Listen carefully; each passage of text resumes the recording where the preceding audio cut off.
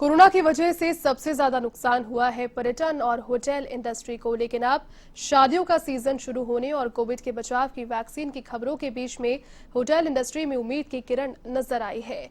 इस उद्योग के वर्तमान हालातों और भविष्य की संभावनाओं पर हमारे संवाददाता बीके शर्मा ने शुभम रिजॉर्ट के मैनेजिंग डायरेक्टर महेश पारिक से की खास बातचीत। परिस्थितियों में सभी इंडस्ट्रीज पर कोविड-19 का असर है, लेकिन टूरिज्म और होटल इंडस्ट्री इससे ज्यादा प्रभावित हुई है।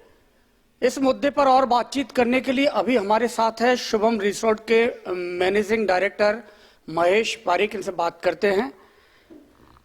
सर, काफी चुनौतीपूर्ण ये वक्त है और खासतौर से टूरिज्म इंडस्ट्री के लिए, और राजस्थान में जिस तरह से जो ग्रोइंग इंडस्ट्री थी, सबसे ज़्यादा एम्प्लॉयमेंट भी इससे मिलता था, रेवेन्यू भी गवर्नमेंट को मिलता था, लेकिन अब ये रिकवरी कब तक हो पाएगी और वर्तमान में क्या परिस्थितियां हैं? देखिए, वर्तमान में जो परिस्थिति है वो भयावह है। अधिकांश होटल इंडस्ट्रीज के जितने भी लोग हैं उन्होंने अब अपने खर्चे कम करने शुरू कर दिए। ये ज़रूरी भी है। Rajasthan tourism point of view से एक अट्रैक्शन रहता था विदेशी टूरिस्ट के लिए, उसके बाद डोमेस्टिक टूरिस्ट का सेकंड ऑप्शन होता है। इस कोरोना काल में टूरिस्ट की मात्रा लगभग 25% रह गई। आज जितने भी होटल्स हैं उनकी एवरेज ऑक्यूपेंसी अगर आप देखें तो 5 से 10% है, जो कि एक बहुत ही भयावह स्थिति है। बहुत से होटल्स ऐसे हैं जो कि ऑलमोस्ट बिकने के कगार पे हैं। उसका मेन कारण ये है कि जब आपके पास रेवेन्यू नहीं आएंगे तो आप खर्चे कहाँ से उठाएंगे। इस स्थिति में कोई भी कुछ भी नहीं कह सकता। एक मैं ये जानना चाहता हूं कि होटल और एक रिजॉर्ट को तो रनिंग कॉस्ट मिनिमम उसको चलाने के लिए कितना परसेंट ऑक्यूपेंसी होनी चाहिए कम से कम?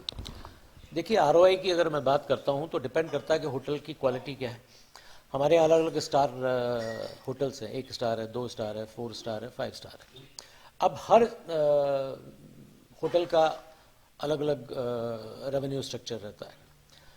मेरा मानना यह है कि अगर 100 रुपया अगर एक होटल वाला कमाता है तो उसके खर्चे करीब 70 रुपए के होते हैं।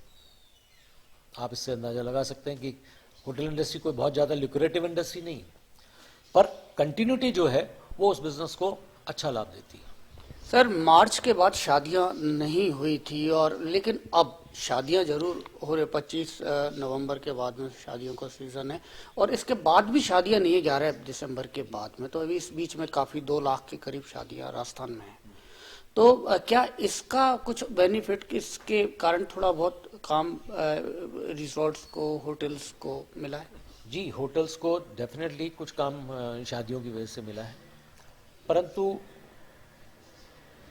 जो गवर्नमेंट की गाइडलाइंस है कि आज 100 आदमियों से ज़्यादा शादी में नहीं आ सकते, तो 100 आदमियों की शादी में एक होटल हो या रिजॉर्ट हो या मैरिज लॉन हो, उनके खर्चे निकालना ही मुश्किल है।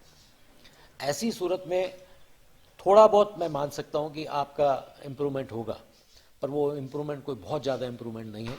कल अनाउंस किया है सेंट्रल हेल्थ मिनिस्टर ने कि मार्च तक यहाँ वैक्सीन आएगी और हम लोग डिस्ट्रीब्यूशन उसका करेंगे, और अभी स्टेट गवर्नमेंट से उन्होंने लिस्ट भी मांगी है हेल्थ वर्कर्स की और दूसरे लोग, क्योंकि पहले उन लोगों को हेल्थ वर्कर या सिक्योरिटी से रिलेटेड जो भी एजेंसी।